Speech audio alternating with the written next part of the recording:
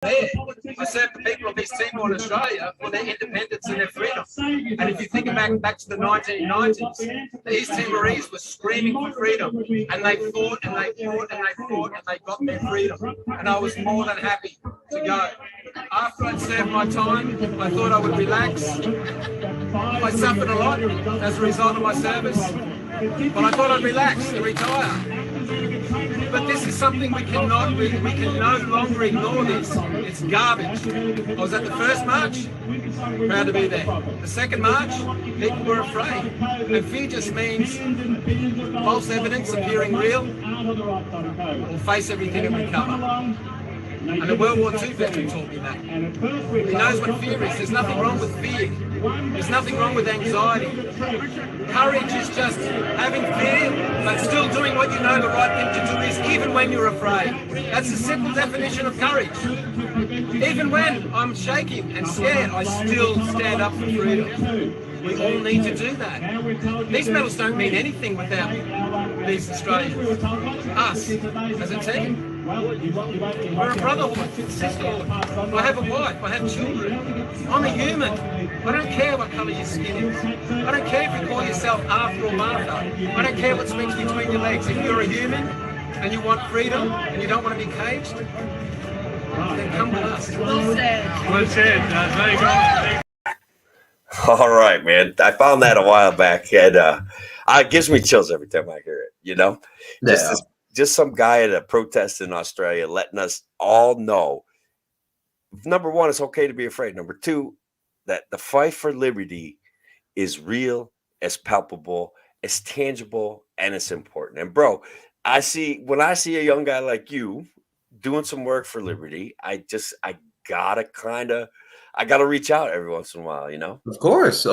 No, I'm happy you do. And I love collaborating with you, working with you on TikTok. And hopefully we'll be able to do some more on there once I get my account recovered. So, yeah, TikTok does what Facebook used to do, man. Facebook used to drive people to your live presentations. They used to be like, here, come engage with the content and hang out and check out what this guy's saying. And then Facebook went in a radically different direction. And now it's like, we're lucky if 10 people see the notices when I do a live, but it's because they don't care about the creators anymore. And that's what it was all about when the internet first started coming out and YouTube became a thing, MySpace even.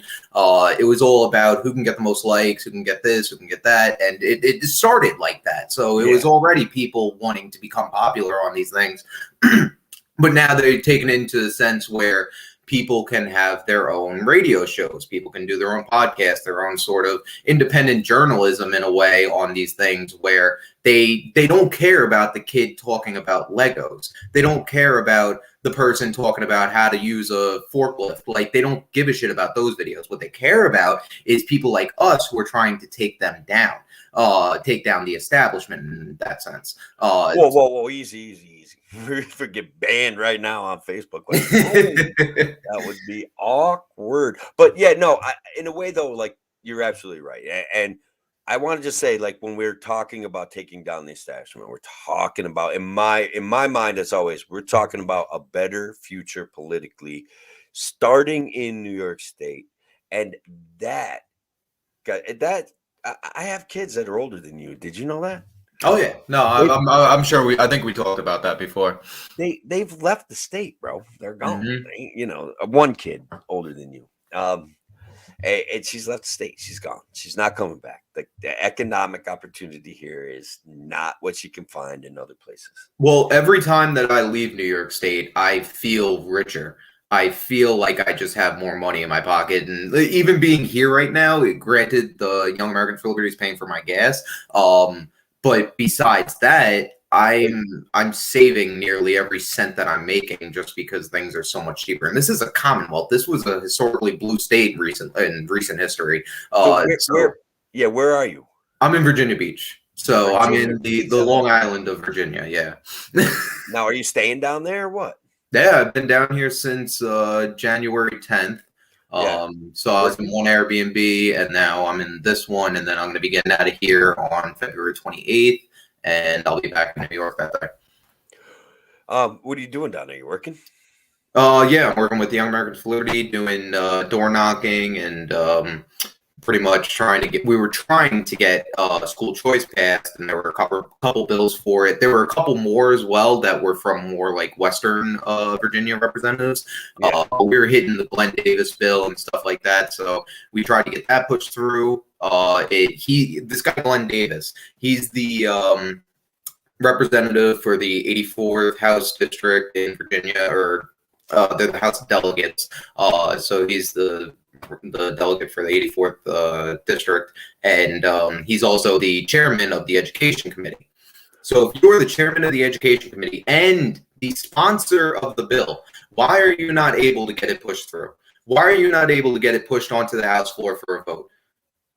That's a good question. So now what we're doing, because that failed as of last Tuesday, we're going around doing an accountability campaign, letting them know that pretty much what I told you, that he was the one to sponsor it, the chairman, and couldn't get it passed through for a House vote on the floor.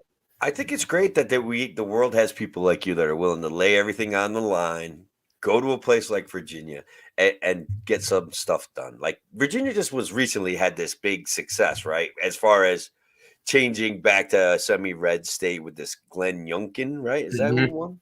Yeah, yep. That's kind of an interesting situation. The thing is, there's a lot of people within the organization that do like him, and a lot of people obviously around here that voted for him. But I'm not a big fan of this guy. I'm between him and Holshill, I'll take him every day. But right, yeah, no, I get it. So one of the things that I think we try to point out regularly is that a lot of times Republicans are talking about freedom, but they're talking about it abstractly, and they're fighting for things that don't really seem like freedom. Is that how is that the sense you're getting from this Youngkin guy? Basically, I mean, he defends qualified immunity. He pretty much wants to militarize the police. And there's already, like, I hear sirens 24/7 out here. So if you're going to be, obviously there's a thing about funding too, but by militarizing the police, like he said he's against demilitarizing them. So that means obviously the opposite. Because obviously no politician keeps it status quo.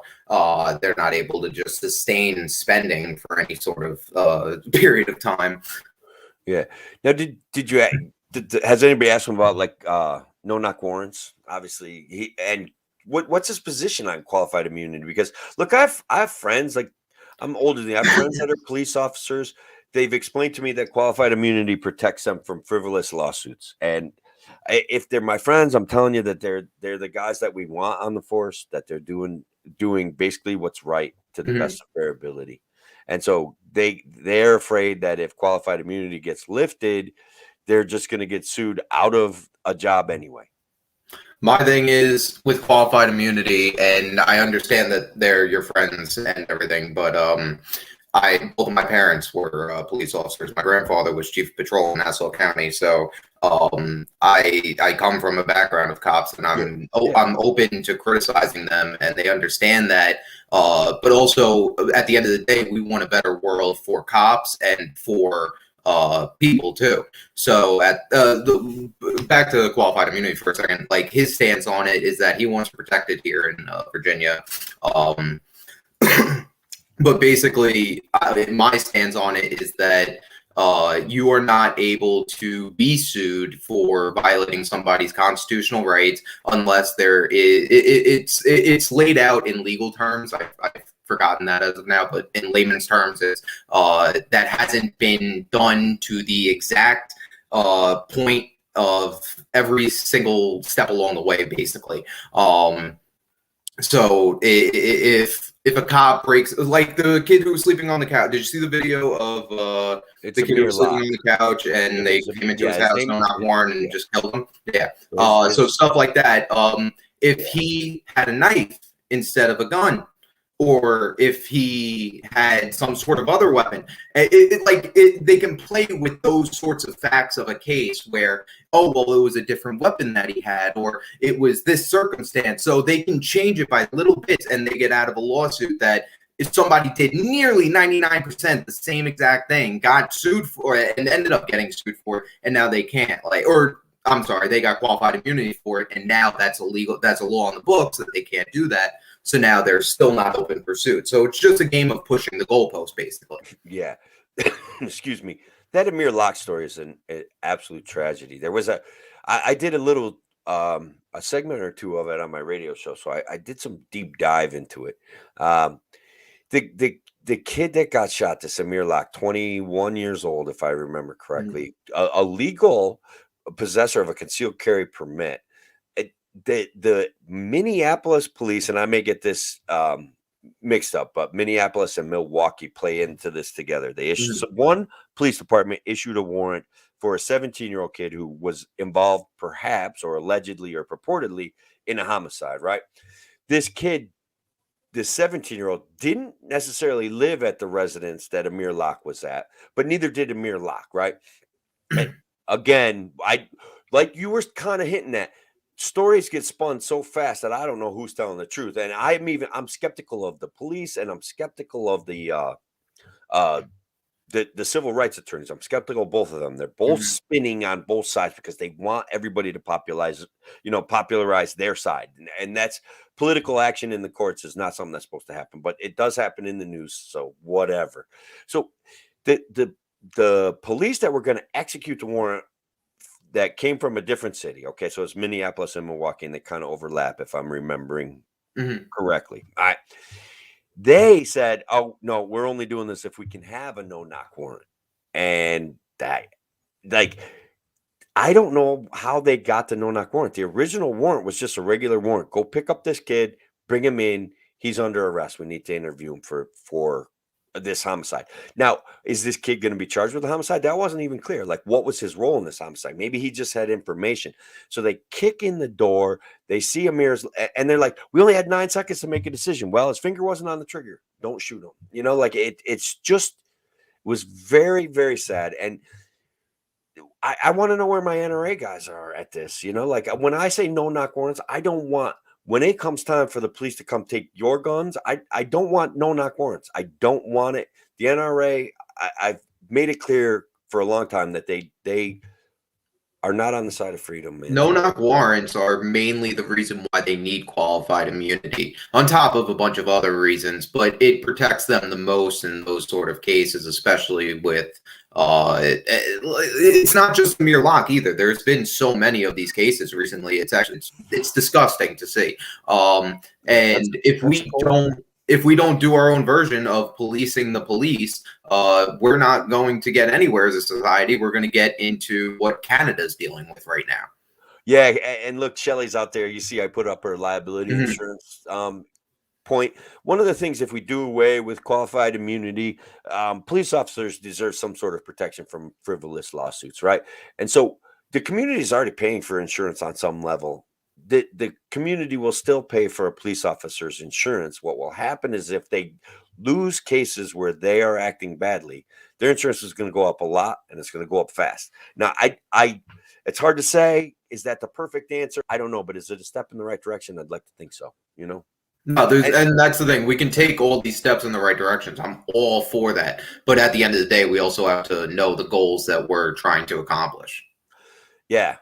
And which is what? What are our goals, man? Because people want to be safe, Angelo. So how do we as libertarians answer that?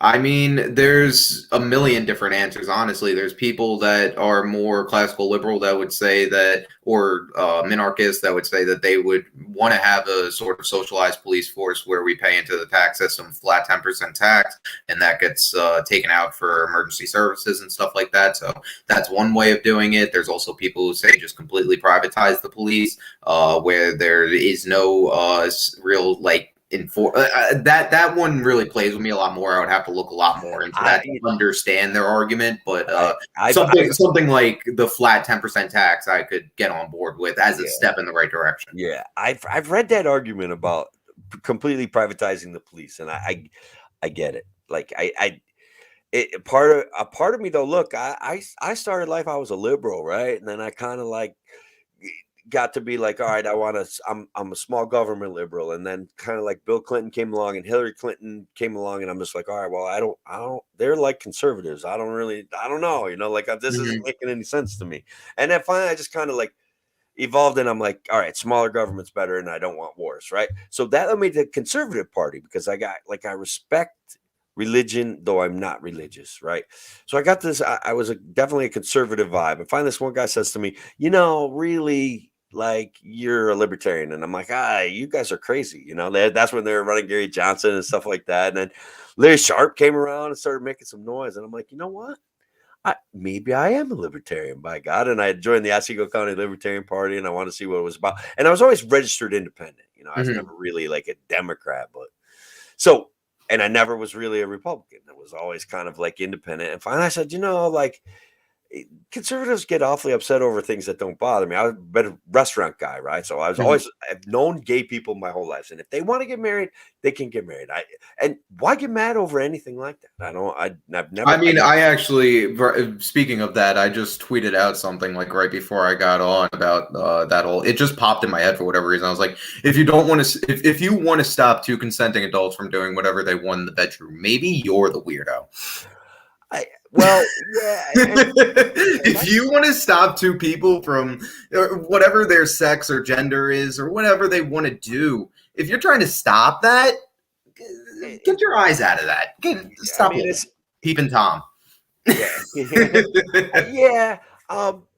I basically I don't want to be upset over things and I don't want to hate people from other countries, and I don't want to be afraid of people from other countries, because every person that I've interacted with that's from another country in our country here as a human being doing a job, making a living, every single one of them has been a decent human being. And so all of my friends are decent human beings, and they fit right in with my friends. And so I can remember in the 70s, Angel, and this is before you were probably around, but we were fighting over illegal immigration, and Ronald Reagan was a conservative president. And I know that he's gotten kind of this really negative rap over the years as being kind of a free spender, almost a modern monetary theorist, things like that.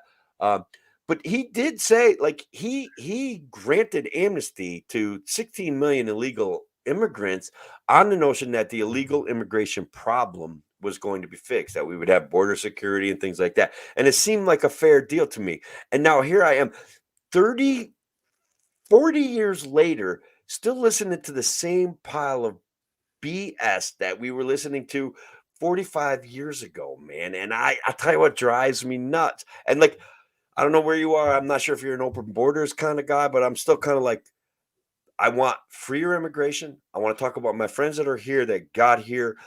And I want to talk about visas that are bad. Like when a guy can wake up one day and all of a sudden be an illegal alien because his boss fired him. That's a pile of crap. Okay. Yeah. Well, it shouldn't be that you shouldn't have to pay a dime to get into this country. Let's put it that way. You shouldn't also have to wait a decade to get into this country, or over a decade. Right. And the whole thing about the border crisis, this is just a continuation of a war, just like the war on drugs, that's meant to perpetuate fear in people to make them want to vote the same way and vote for the Republican because he's gonna wipe the drugs off the street, and vote for the Democrat because she's Kamala Harris and she'll lock them up, and my caring, compassionate liberal friends that like Kamala Harris and Joe Biden simply amaze me, and they're probably literally. I'm going to segue to a different topic. Rooting for Justin Trudeau to be successful right now. That's the effing reality of our society. And Shelly, Angelo and I definitely wanted to talk about the Canadian thing. Shelly was putting up some great comments about that thing. And Shelly always puts up great comments. She's great person to have in the audience. But so let's just put up one of Shelly's comments, and she's going to help us segue into the next portion of the show. They're voting right now over the Emergency Act up in Canada, and I want that. I want a ray of hope. I want some legislators to push back against what Justin Trudeau is trying to do. It's dystopian, and the 2 years, the last 2 years of the government's response to COVID has been nothing but dystopian, and now this guy's going one step further. So what do you think, man? Well, I actually did a 2.5 hour podcast on this with one of my buddies up in Toronto, and it was good. And I had Indie News Now on, who's a new independent journalism sort of thing. Yep. So they're doing really good. And or they're actually not doing really good because of the Emergencies Act and everything that Trudeau's been doing. But basically, from everything that I've heard, is that there was the whole blockade, or not the blockade issue, but the mandate about crossing the border into Canada. You're not allowed to cross into Canada without a vaccine, or you would have to get a certain test. You would have to get a test by a certain date, and if it's not valid within 72 hours, then you forfeit your right to get into the country. So there was this whole thing where the guy that I had on, Anthony, I was talking to him, and he goes, he was coming back from, I believe, Florida, and he was in the airport waiting to get off, and showed his test results, and it was 73 hours because the plane got delayed. So the guy was like, like, if this was another hour, I don't know if I would be able to let you through. And like, they're being strict as hell about it. Like, granted, they give him an hour, but like, they're being strict as hell about this. Like, even if you're 2 hours, 74 hours instead of 72, and now you're not allowed into a country, even if it's your home country. But the protest originated because of that whole mandate of the border. It wasn't because of these BS mandates in the provinces and the mass mandates vaccine, whatever the case was. It wasn't over those, but they gave it to him. And you saw that throughout time as the protests went on and on and on, that the provinces were dropping their mask mandates and their vaccine mandates. And okay, you guys can go into the store again, blah, blah, blah. That's not what they were there for. They were trying to give them a little bit just so that they would stop. And now that they realize that they won't stop, they've resorted to literal fascism. Well, first Trudeau started calling them racist and misogynist, and that he tried to minimalize them, right? He tried to say, and now they shut that down real quick. 50% of the truckers in Canada are Indian. and well, then they went to the racist, misogynist, and then they're like, it's a small fringe minority. And then the Canadian Broadcasting Company, guys, and this is one of the problems with state-funded media, came out and said, oh yeah, they're protesting, but they're just protesting the conditions of the roads, and they want better roads. And it's like, none of that is true. None of that's been true. And that's a real problem. So they kept trying to minimalize them and dismiss them. And all they had to do was ease off on some restrictions. And that convoy would have never made it to Canada, would have never made it to Ottawa.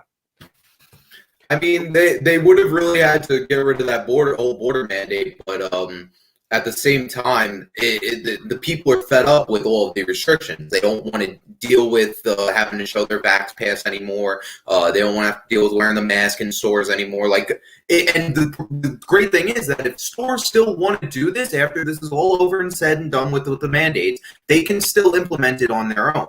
But the thing is, they're not going to, because they don't want to lose 50% of their customer base and 50% of and cut into their profits and even into their they're going to be in the red before the end of the year. It's so. They're taking the money. Did you see the Ottawa police chief resigned? Oh no, I didn't. But I'm so happy to hear that. Well, check it out. That's a problem, right? He's a strong man, doesn't want to enforce these mandates. A competent man doesn't want to enforce these mandates. He's forced to resign, and then they get the guy they wanted all along, who's in there like, we're going to take your money. We're going to find you after this and take your money, and we're going to find you after this and prosecute you. And that's the guy that they now have in That's trouble. why they don't want to get rid of the Emergencies Act yet. That Trudeau just came out today saying that even though that the blockades that they set up are taken down now, that the Emergencies Act still in place, and we don't want to keep it a day longer than necessary. No, this means that he wants. Yeah, we know what he wants.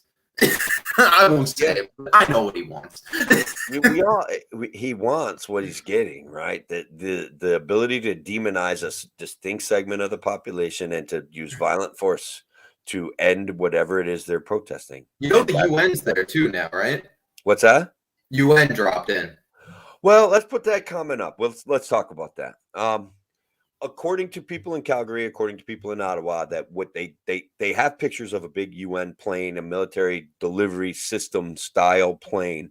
There is, in fact, evidence, right, that the UN is there aiding the Canadian police.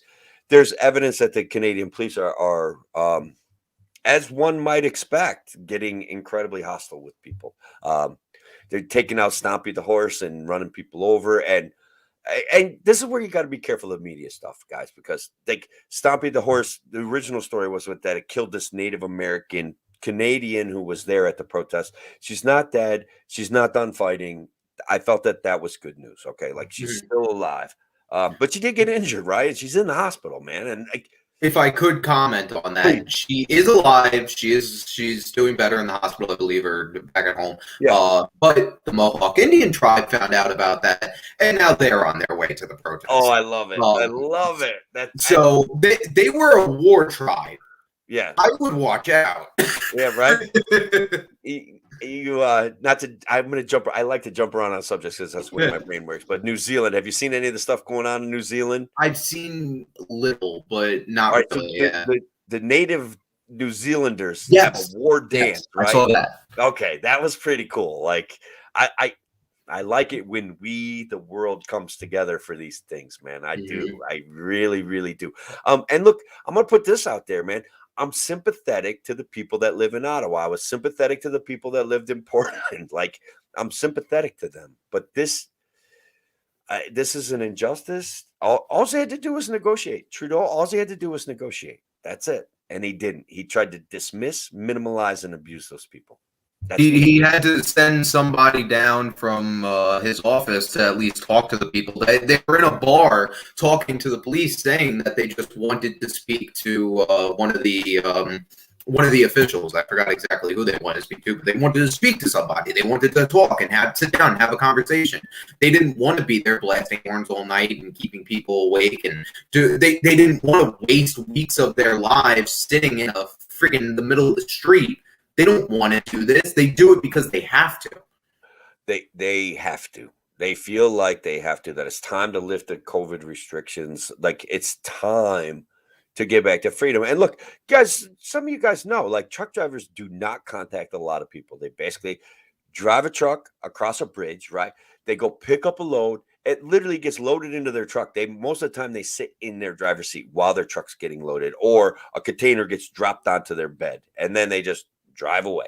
They can electronically sign things. They don't have a lot of contact. The vaccine mandate and this freedom, this restriction on their freedom to make money, and the testing, the 72 hours, all of those things were impacting drastically the amount of money that they could make.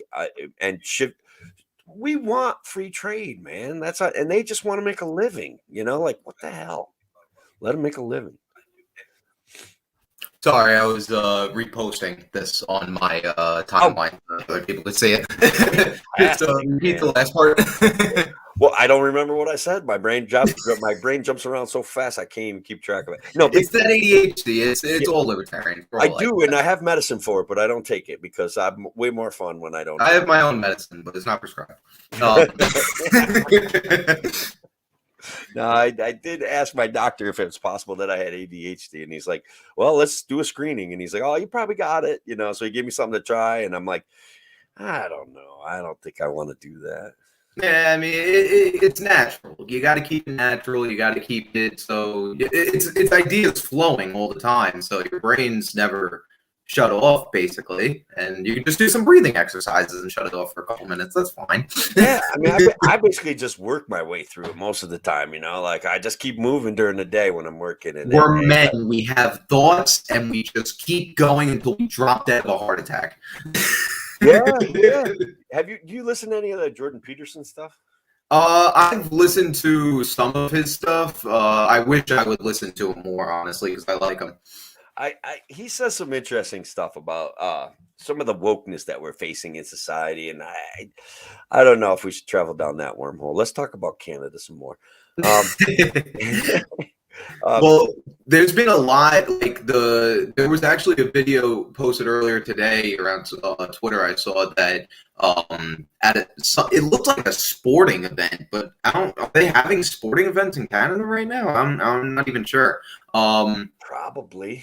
But if they are, some guy was wearing his mask, arguing with a police officer, not sure over what. But then the police officer then proceeded to put his hand around his throat push him back against the stairwell, where his head was within like the railings, like the hand railings, and another officer came up down the stairs, grabbed his neck and tried choking him through the hand railing while his neck was pressed against the thing.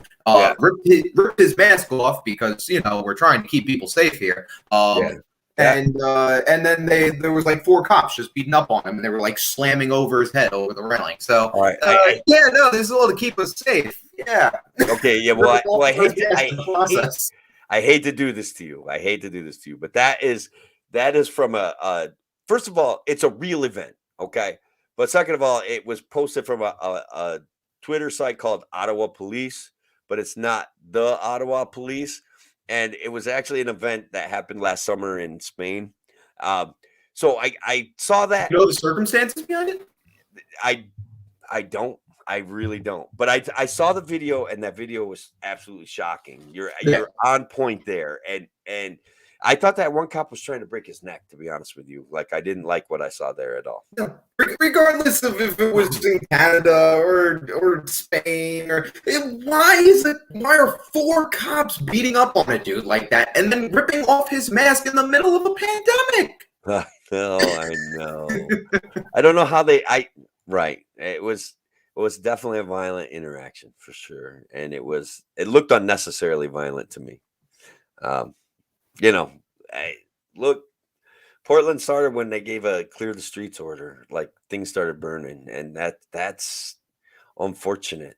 The problem is with a lot of these things is that guy shouldn't have been arguing in the cop's face. Like he was probably over whatever the circumstances were. So that's really where I draw the line with a lot of stuff is if you treat a cop like shit or if you are being belligerent toward him, I don't care what your political views are. If you want to get out of a ticket, don't berate a fucking cop.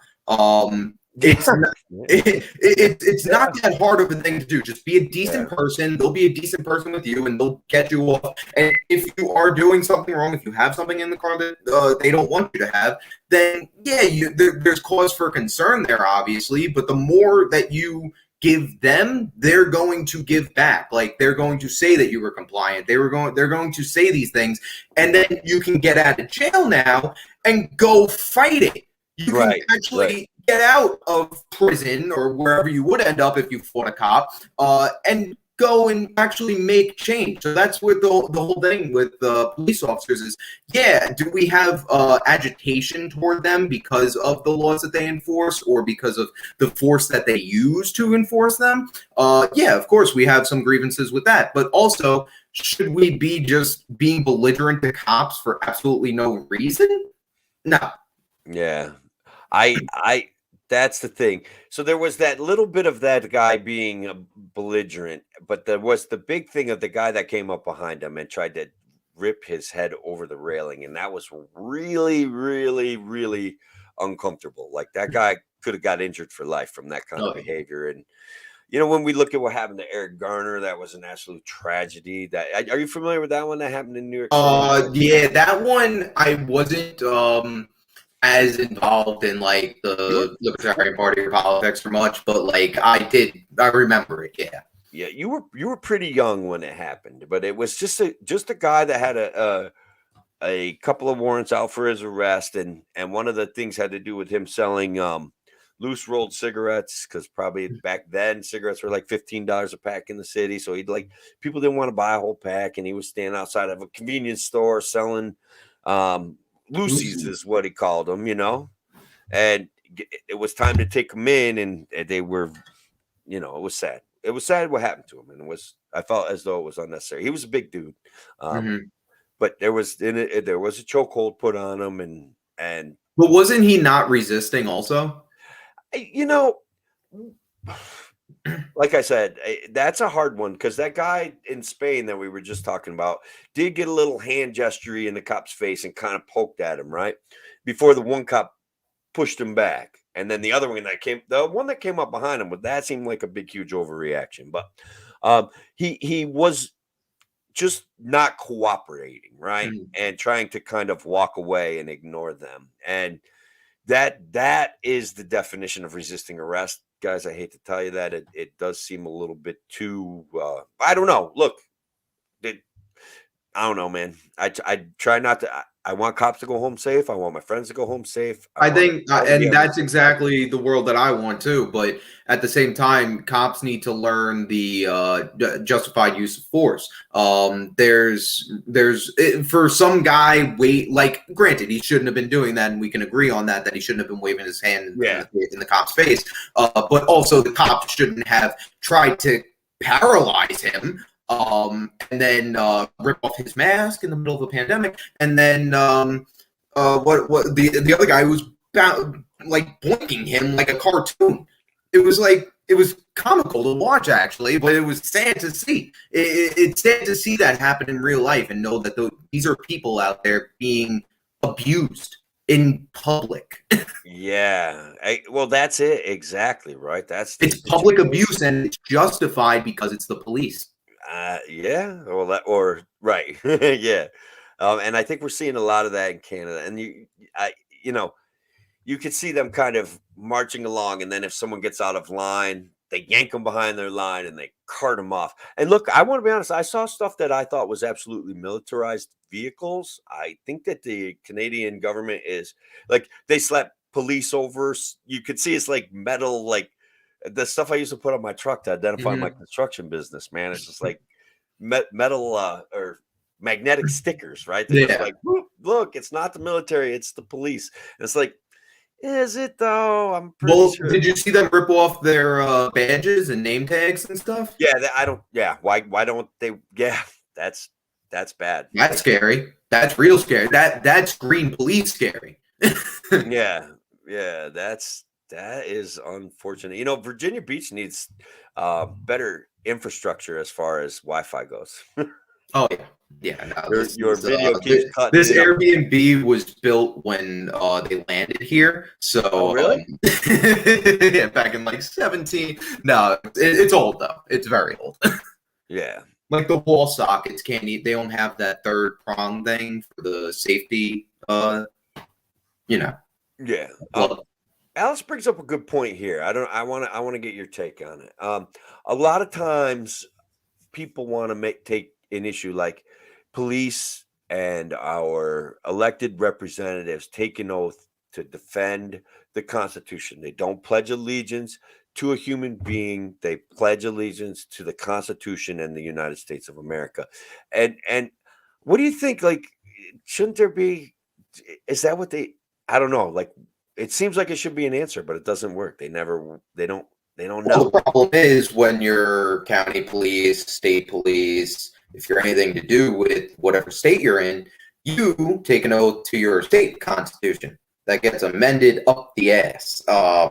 And our real constitution has 27 amendments. All these, 50 other ones, they got hundreds.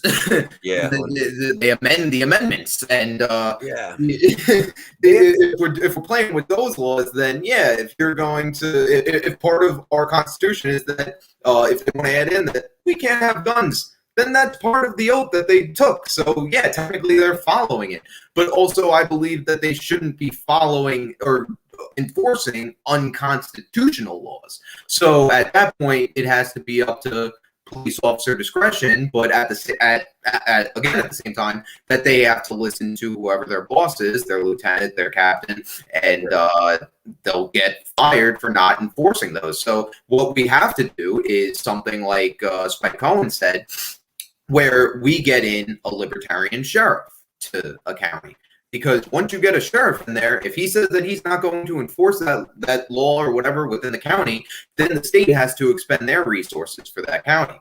And if the state's going to do that for even 5 counties, and say it's like Suffolk or Nassau being one, which is a big county, now they've expended too many of their resources. They're not going to be able to keep up with it. So that the law is effectively null and void now. Yeah, but we're going to see things. And believe me, I've been active in the Libertarian Party. There was a goal of explaining to our sheriff that he's taking an oath to the Constitution, and basically he's like the highest ranking elected official in the county, right? And so we hope that there's a way to talk to him directly because Article 9 of the New York State Constitution says that home rule, that the sheriff's like you can make your own rules and you can follow your own laws. What has happened in New York State, thanks to Andrew Cuomo, all hail the former king and future king, guys. Like he's got a lot of money. He's not done in politics. They have New York State has the authority to come in, just like what happened in Ottawa, remove the guy you like, remove the guy with principles, and bring in their own authoritarian clown to enforce whatever laws are being trifled with at the time. And that is a reality in New York State. We're not going to fix it unless, guys, we're not going to fix it unless we elect Larry Sharpe. I'm not kidding. When people talk about, like, you made so many good points about how the Constitution can be mitigated, abused, abridged, and changed, right? And then they can even get into the funky part of twisting the freaking words of it, right? And say, well, that's not really what it meant. This is what it meant, and that's why we're going to do it this way now. And then the Supreme Court kind of agrees, and you got clowns like the Roberts clown. And guys, I remember when we were, what the heck is that guy's name that everybody was all like fighting for?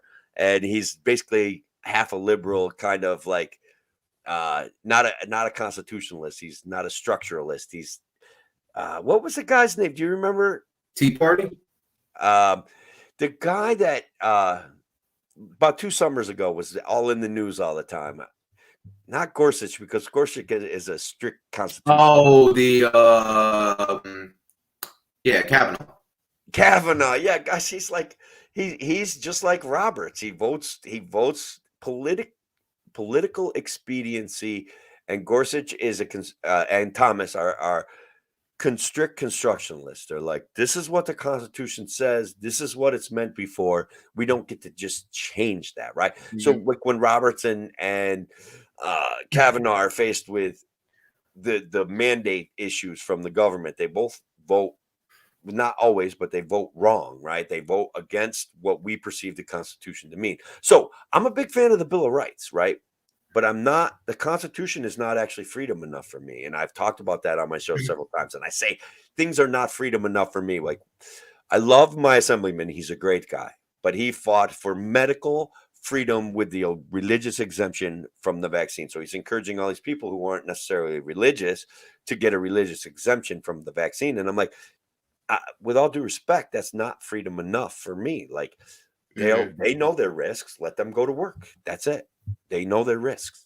So I don't know. That's the problem with Republicans, is that they become the new left, basically. Whatever the left pushed for, like just with the vaccine mandates. You see what a lot of people are doing when they go into these stores now that they don't know that they have the vaccine mandates in place. That they'll be like, oh, well, can I just wear the mask? Can I just do that? Will this make you happy? Can I appease you by doing this? They settle. They settle for the lesser of two evils, and that's what it's always been. So at this point, we have vaccine mandates coming in. We're going to have four booster shots. They're saying, well, I got 2, I'm okay, right? And I got 2, and I wear the mask. And it's like, don't stop giving in to what they want. I mean, if you want to go get the vaccine, if you want to go get 1 million of them, I don't care. Go do it according to what your doctor says. Yeah. Got good news to send to you down in Virginia. All right. There was slightly good news anyway. There has been a reprieve, okay, that they were going to require that all healthcare professionals get the booster, and they have withdrawn that requirement.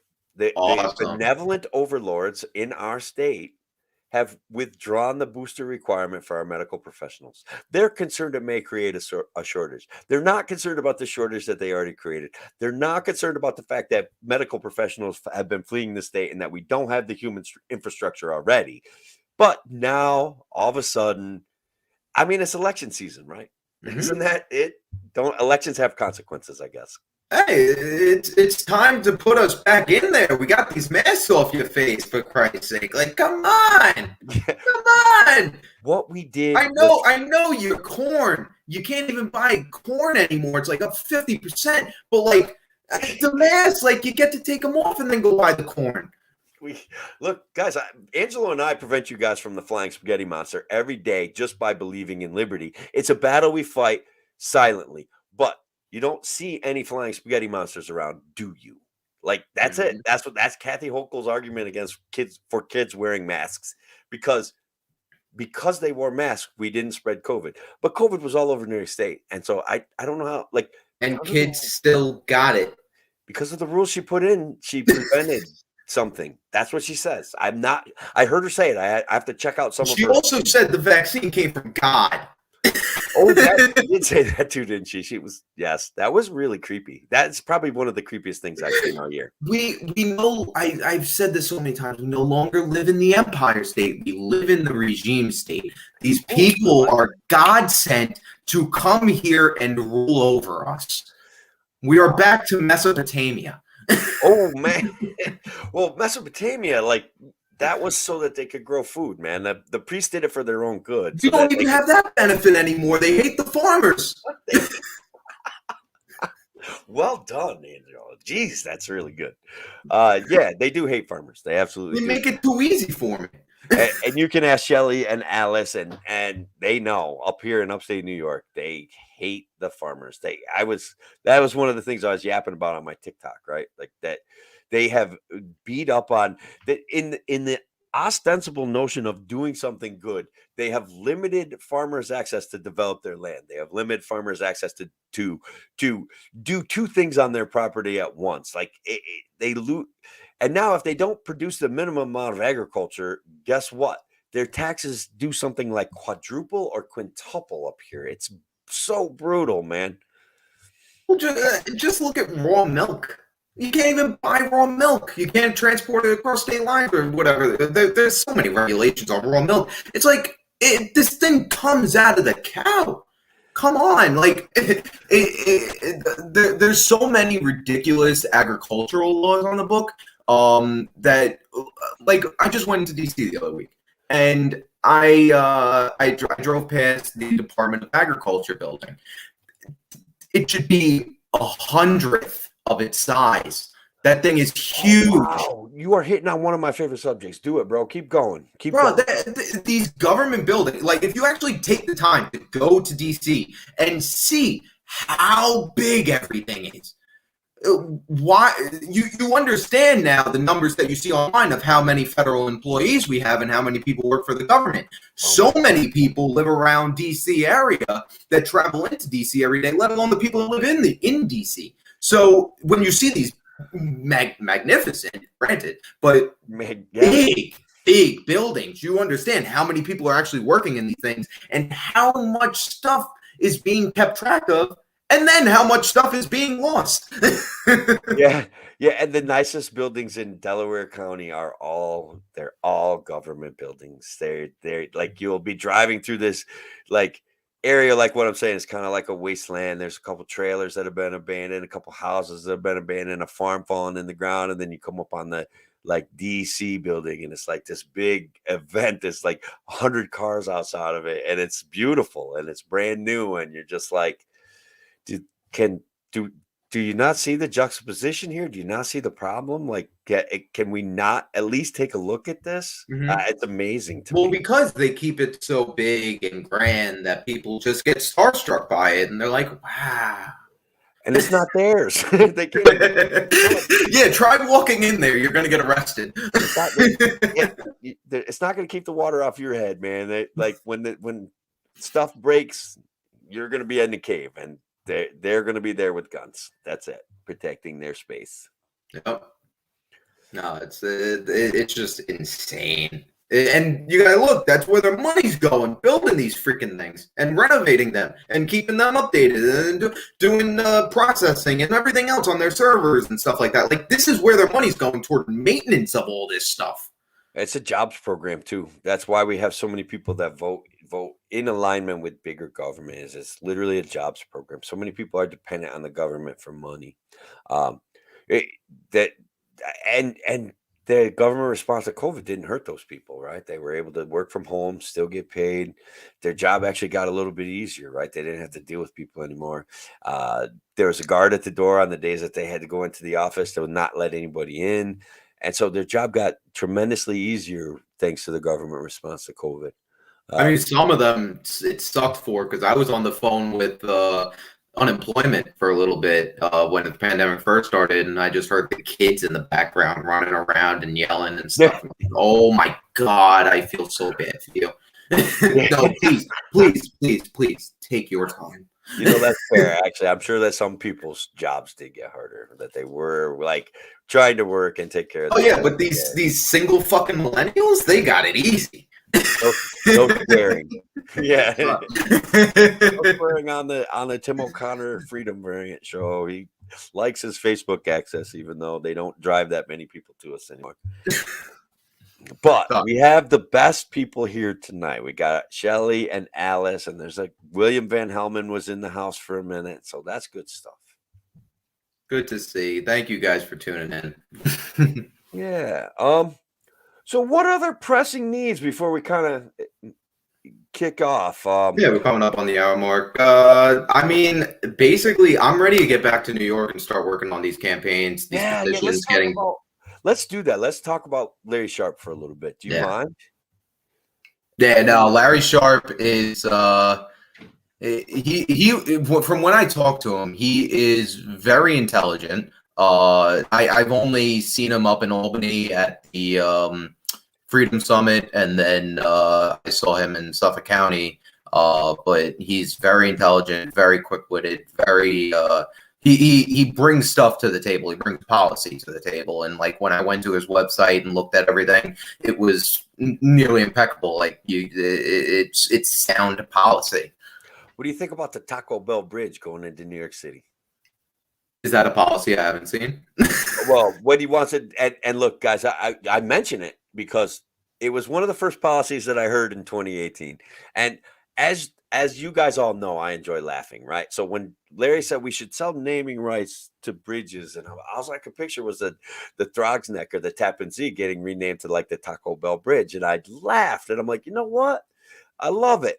And then I was skeptical, right? I'm like, but this is funny, and this is a creative way to approach governing. But then I kind of thought about it, you know? And I'm like, Tappan Zee Indians, and I thought about the Throgsneck, and I'm like, and we all know where the Whitestone, and we all know where those bridges are. And when we go down to when I go down to the city, which is very rarely, okay, sometimes I go down to Long Island, but whatever.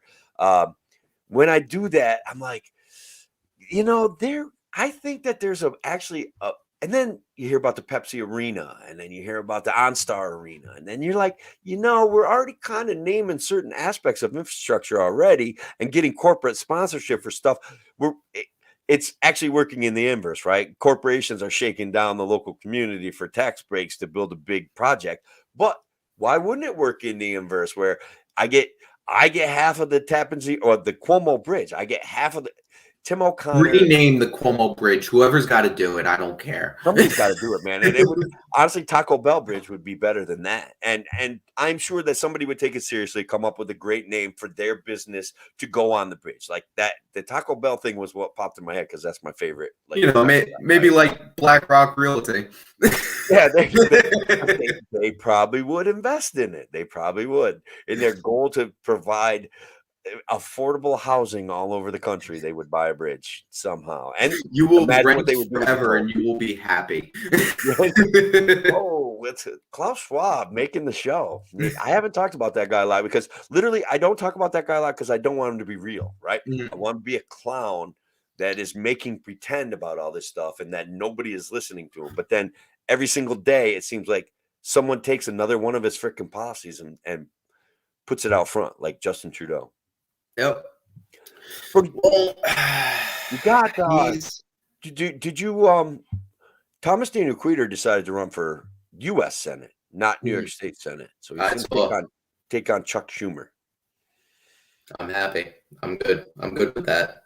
Sean Hayes, kind of a relatively unknown in the Libertarian Party, but a lawyer with a large law firm. I'm kind of excited. Andrew Hollister, who helped really nail down some support out in Western New York, running for lieutenant governor again. And William K. Schmidt, who is actually kind of like he's a friend of mine on Facebook, but we haven't communicated a lot. I'd like to learn some more about him. But he's he actually reached out to me. I'll be getting him on my podcast back when I get back in New York. Oh, cool. Yeah. That's good news. I like that. Yeah, I'm trying to, honestly, for my job, I'm just trying to get on everybody that's running for office, give them all a platform, let them share it with like Facebook groups in their communities and stuff. Like, it's not, I'm not doing it for me. I don't care about me right now. I have a job. I'm okay. Right. I care about them getting their ideas out and me interviewing them basically, and then having their constituents hear it. So I tell them send it to all their Facebook groups, anything in their community that they can help. If they need, like, I'll send them a QR code that has the website on there and like the link to it and whatever they need. Honestly, Dude, what are you talking about, man? It's like technological advancement. I don't even know. what do you mean? I don't know. You said something about QR codes. I can't be. Oh, QR code. Yeah. Oh, yeah. That's the other thing. I'm getting another job now, and I'm going to be IT support and cyber security business. It'll be pretty cool. So What? yeah, That's very cool. yeah. So that'll be a Will you whole be able other to world. like hack the Pentagon and stuff like that? I plead the fifth. All right. Hackers saving the world. Hack for freedom. No, honestly, that's actually a good point, bro. Because there's a lot of people and hacking groups in this country that we don't hear about it too often, but they take down like county websites and stuff like that. After they've found that there is some sort of corruption going on there, they will actually tap in through back ends of government systems. So I like that. Especially when they're not using it for malicious intent against people in the government or whatever the case may be. That I like that because it gives us government transparency in a way. Now, granted, are they getting this information out to millions of people? Probably not. But it just having the ability for them to do that, we need more of that, I think, but for the good reasons of government transparency. Yeah. So look. Check it out. I think Thomas Daniel Queter for U.S. Senate has gone live. It went live a few minutes ago. I very much enjoyed this, Angelo. I hope we do it again. I hope we do some stuff on TikTok because I think it would be funny. Got the young guy, got the old guy doing the TikTok stuff, and you could teach me about the games that they play on there. And you guys should check it out at Liberty Angelo on TikTok and at the Freedom Bear. I got my actual like real name there, like at the Freedom Bear. So catch it. Thanks, Alice. Thanks, Shelly. Thanks, you other guys, for checking us out. We will talk to you all again. I just don't.